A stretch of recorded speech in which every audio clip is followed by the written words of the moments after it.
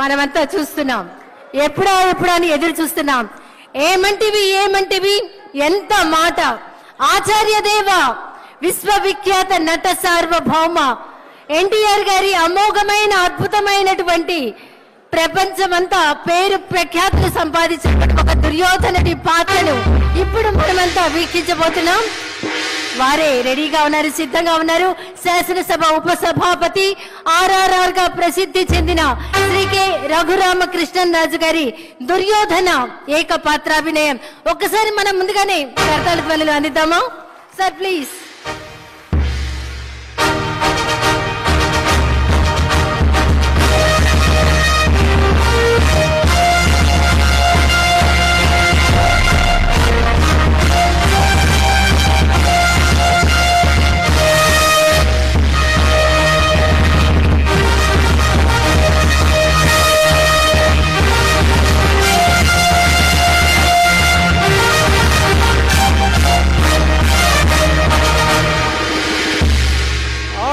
ఆచార్య దేవా ఏమంటివి జాతి నెపమన సోతసుతుని కింద నిలువ అర్హత లేదందువా. ఎంత మాట. ఇది క్షాత్ర పరీక్షయే గాని క్షత్రియ పరీక్ష కాదే. కాకూడదు, ఇది కుల పరీక్షయే అందువా. నీ తండ్రి భరద్వాజుని సంభవం ఎట్టిది. అతి దుముక్షాకరమైన నీ సంభవం ఎట్టిది. కులలో పుట్టిదివి కదయ్యా, నీదే కులము. అంతేగాక ఈ మా కుల గురువైన వశిష్ఠుడు దేవకీ వేషయకు వరసి పుత్రుడు కాడా, ఆయనదే కులము. ఆయన పంచమజాతి కన్యకు అరుంధతి యందు శక్తిని, ఆ శక్తి చండాగల యందు పరాశరుని, ఆ పరాశరుని పల్లె పడుతైన మత్స్యగంధి యందు మా తాత వ్యాసుని, ఆ వ్యాసుడు విధవరాండ్లైన మా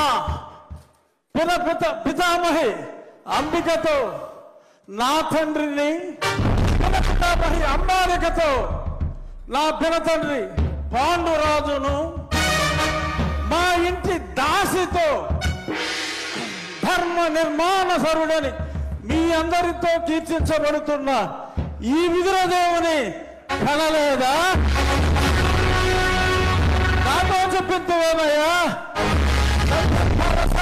బట్టి క్షత్రబీజ ప్రాధాన్యములతో సంకరమైన మా గురువంశము ఏనాడో కులహీనమైనది. కాగా నేను కులము వ్యర్థవాదములకు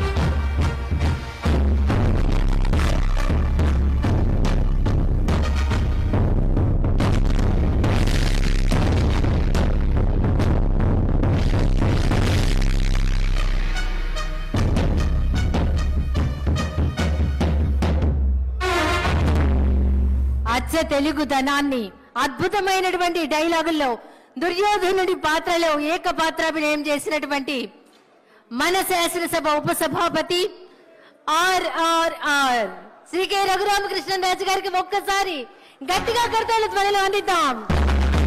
అభినందనలు సార్.